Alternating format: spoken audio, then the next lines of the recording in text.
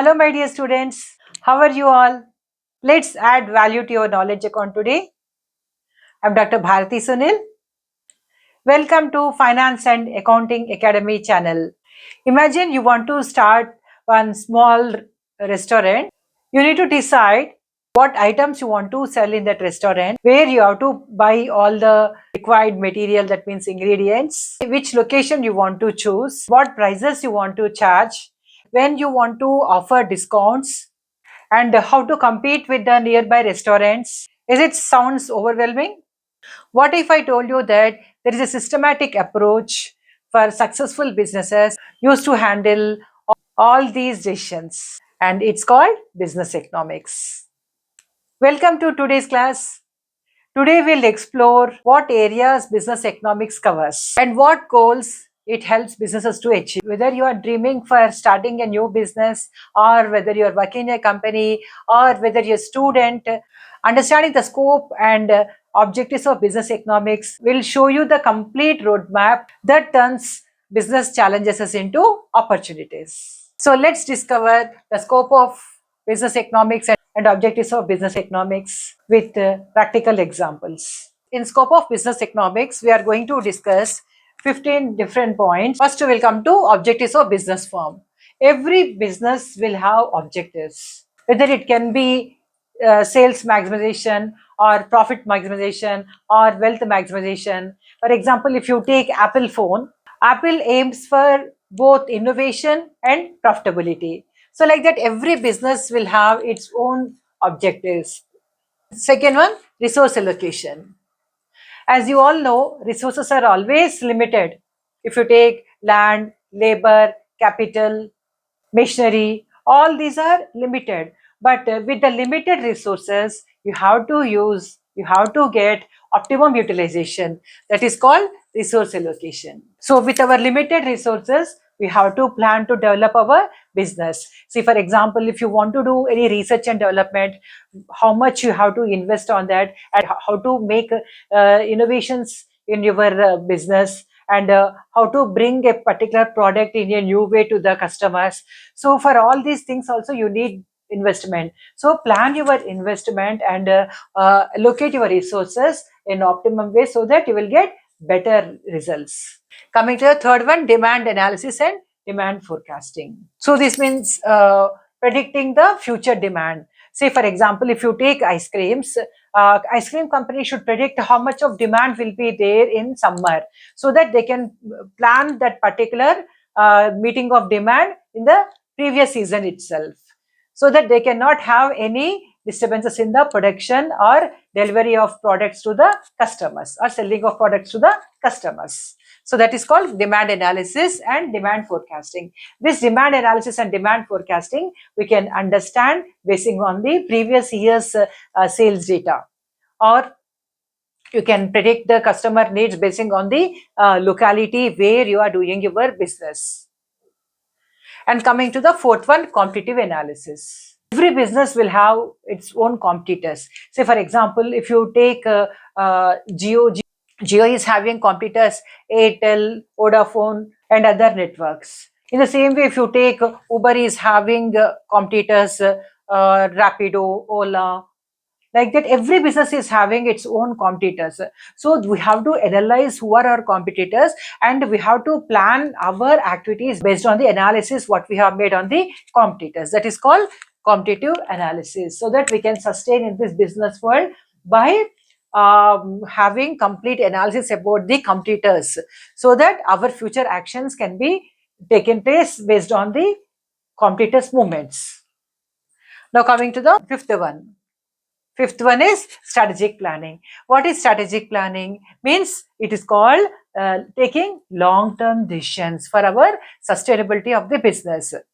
So thinking about the future production policies or future pricing policies and analyzing competitors, all that will come under strategic planning. Next, production management. Business should plan their production before itself, because business has to make a production schedule, and based on their production planning, they have to arrange for the raw materials and supply of raw materials at the right time. All this can be happened only when you are having production management. So production management is very important. Why? Because unless you don't have this production management, we cannot know how much of material is required, and we cannot know when how much of supply we have to make, how much of production we have to make supply to our customers. So all that can be possible only when we are having production management. This production management will help us to minimize costs, because we will plan our production before itself, so that we will purchase our raw materials at a reasonable price, because we will be having adequate time to place supply orders. The same way, we can supply our production, means output, to the customers on the right time, so that we can retain our customers. So production management is very important in business economics. Next, cost analysis. Here cost means this includes fixed cost, variable cost, semi-variable cost, and this also includes short-term costs, medium-term costs, and long-term costs. So we have to analyze the cost, how much we require for making a particular product or for rendering a particular service. We should know how much of cost we are incurring. So next, pricing strategies. So when we know how much of cost we are incurring, based on that we can make our pricing. So what is pricing strategy? How much of cost we are incurring on a particular product, on that how much of profit we want to earn. Say for example, if you want to sell one mobile phone for 40,000 in the market, means a consumer will be ready to purchase a particular mobile phone for 40,000 rupees. So now at what cost you have to produce? If you analyze that, then you can make good amount of profit. Say you know the selling price, what is prevailing in the market, and based on that, if you can able to produce at lesser cost with this cost analysis, then we can have good pricing strategy.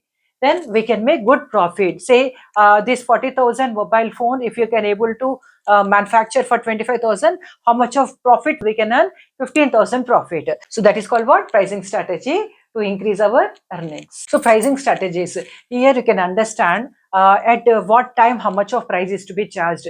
Say for example, if you take flowers or fruits as example, definitely you will have higher pricing during festival seasons, right? In normal seasons you won't be finding that much of pricing. In the same way, during monsoon time, Uber or Ola or Rapido will be charging surge, right? So that is called what?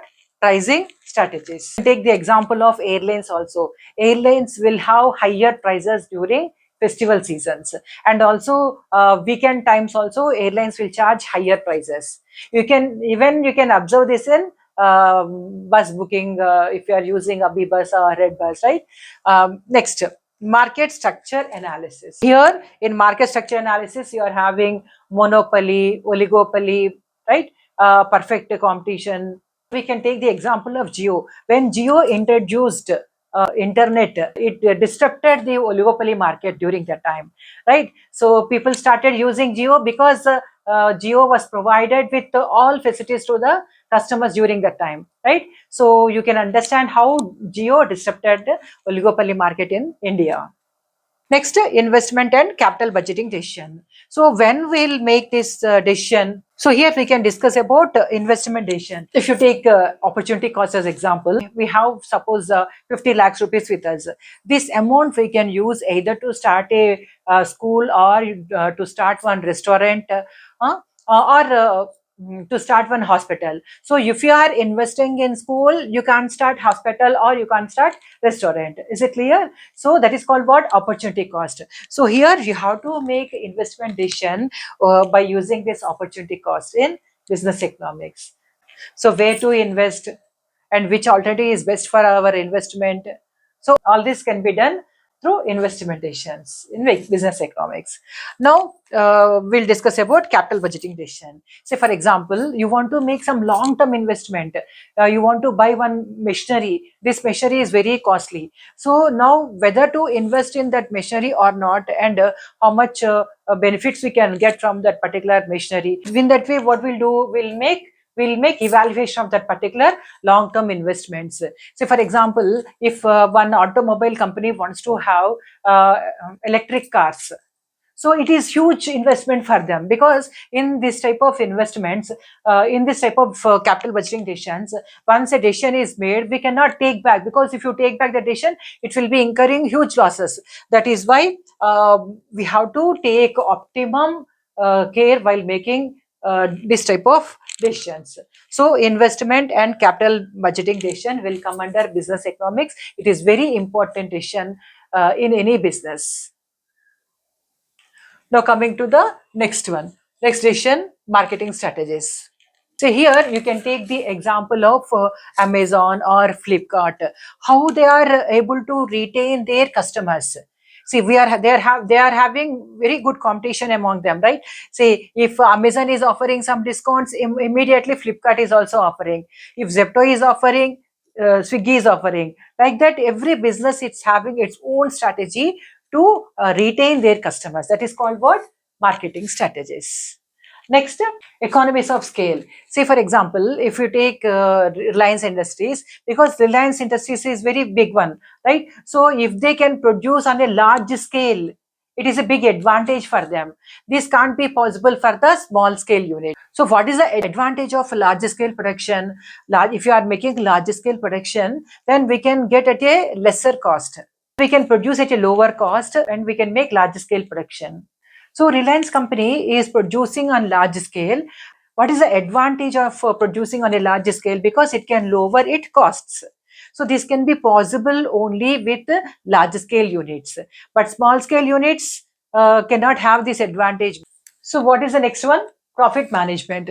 What is profit management? Any business you take, why the business will be start, why we start business? To earn profit. So when we start business, we will estimate how much of profit we have to make. Okay, so what is our estimation? Basing on that, we will plan our profit. That is called profit management. So how this profit management can be possible? If we can able to make competitive analysis, cost analysis, pricing strategies, all that will help in our profit management. So all these points are interlinked. If you want to make profit management, you have to make good pricing strategy. To make pricing strategy, we should make cost analysis. So all these are interlinked. Now coming to the next one, input and output analysis. So what is input and output analysis? Means planning how much of output we want to produce. So what can be our input? Input will lead to process and process will lead to output. So this input and output analysis, see, input, process, output. So we have to make this analysis so that we can understand what can be our input, how to process that input, and how to get our output. This is called what? Input and output analysis. Now coming to the last one, inventory control. Every business has to make inventory management. Say for example, a car dealer is selling cars in his showroom. So many cars he has to stock in his showroom. He has to decide first. If he is overstocking, then what will happen? Unnecessarily, his money will be stuck in that particular cars. Right? His capital is not utilized properly. He has to bear that capital cost also, because if he is borrowing that amount from banks, he has to pay interest to the banker, and it is unnecessary financial burden to him. So he should plan that inventory perfectly. He should not overstock, he should not understock. If he understock, then what will happen? The customers comes to the showroom and the customer is not finding good choice of cars, then definitely the customer will not be buying in this particular showroom and he will be going to other dealers, right? Excess inventory should not be there, at the same time inventory also should not be less. So we have to manage that inventory. That is called what? Inventory control. So now we have discussed about scope of business economics. Now we'll come to the next topic, objectives of business economics. So what is the first one? Profit maximization. Every business, why we start business? To make profit. We are not doing charity, no. Our objective of doing business is to make profit. So business wants to make profit here. So it is called what? Profit maximization. So how profit maximization can be possible? When you are able to make that production at a reasonable cost. If you take mobile recharge shop, they will check which particular plan will give them more commission. So when he knows about that plan which is giving him highest commission, then he can promote that plan through his customers. That is called what? Profit maximization. Business is established to make profits. So we have to see how our profits can be maximized with better planning, with a better analysis. It's called what? Profit maximization. Next, cost minimization. So how can we maximize our profits? First thing, we have to minimize our cost. So reducing expenses without compromising the quality. Say for example, if you take one tiffin center, they should sell quality tiffins with good taste. At the same time, they should also see that they should not charge higher rates. They should see that they should reduce all unnecessary expenses so that their costs will be reduced. When they can reduce their costs, automatically they can get more number of customers. In the same way, if the same tiffin center want to sell tiffins by giving door deliveries. So tiffin center should optimize those routes where they can reduce fuel costs. At the same time, they can deliver those tiffins by maintaining timely delivery. So here they have to check at what cost they are making tiffin, and also what are the fuel costs. Everything they have to check, and they should minimize costs wherever necessary so that they can sell at a reasonable rate to the customers, and also at the same time they should maximize their profits. This maximization of profit can be possible only when they can minimize their cost, and this all will help them to increase their business. Next, optimal resource utilization means what? Using the resources in optimum manner. We have to use all available resources more effectively is called optimal utilization of resources. So if you take the example of government schools will have two shifts. In morning shift, they will have primary school, and in the afternoon shift, they will have high school. So morning they will cover all primary school students, and afternoon shift they will cover all high school students. Means the place whatever is available, they are using for two different students. What is this called? This is called optimum utilization of resources. Means place is constrained. Whatever the place that is available, the government school is using for two shifts so that they can minimize the cost and utilize the resources up to the maximum extent. That is called what? Optimal resource utilization. Next, demand forecasting. This is very much essential for any business because unless you forecast the demand, we cannot plan our production. Suppose if you are making excess production, then it is of no use. What is better? You should always forecast the demand. This forecasting demand can be possible when you analyze your past sales. Suppose if it is a new business, then you observe the trend by seeing the local area people or the taste of the customers, right, and the purchasing power of the customers. Taking all this into consideration, you can forecast the demand of products. If you take the example of sweet shops, they can predict demand by observing the previous sales. Next, pricing optimization. So how prices are to be fixed? This prices, whatever we are fixing, that should give benefit to the producer of the goods, means seller of the goods, and also to the buyer of the goods. So both the parties should be benefited. That means this pricing optimization should balance business profit and also customers satisfaction. Next, risk minimization. Always know that every business will have risk. So we cannot completely avoid that risk. How can we reduce risk? By reducing uncertainties and losses, we can reduce our risk. Take the example of a photographer. So to have continuous demand for his photography services, what he can do, he can book for indoor venues for monsoon seasons so that he can have complete business throughout the year. He need not lose his business in monsoons. Next, market expansion. So what is this market expansion? Means grow business reach and increase your customer base. If you take the example of Uber, when Uber got started, we had only Uber services, means cab services, but later they started Uber Eats. So when we do one business, our customers' feedback will make us to enter into other segments of business also. Take the example of Zomato. Zomato is offering different services. They are providing door delivery, they are showing us dine in, right? They are having Blinkit, like that. Different companies are expanding their business by entering into different areas only through customers' feedback. So that's called what? Market expansion. Next is strategic decision making. We have to plan our future, means taking long term decisions. We'll take another example here. Cloud kitchens, you all know. See, for cloud kitchens, we won't require much space. If you are opening one restaurant, you are requiring huge space, right? So here you are not requiring space. With a very small area also, you can start business. Is it clear? So this is about what?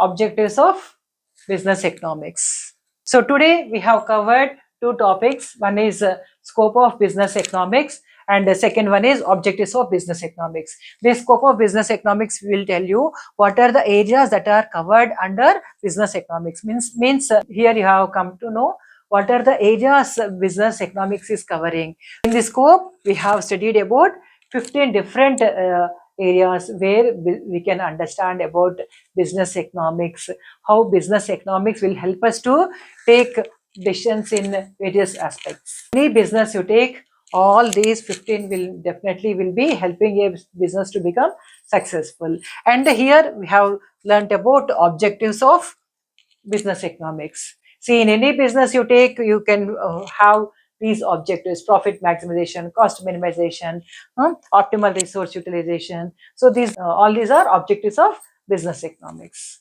You can take screenshot.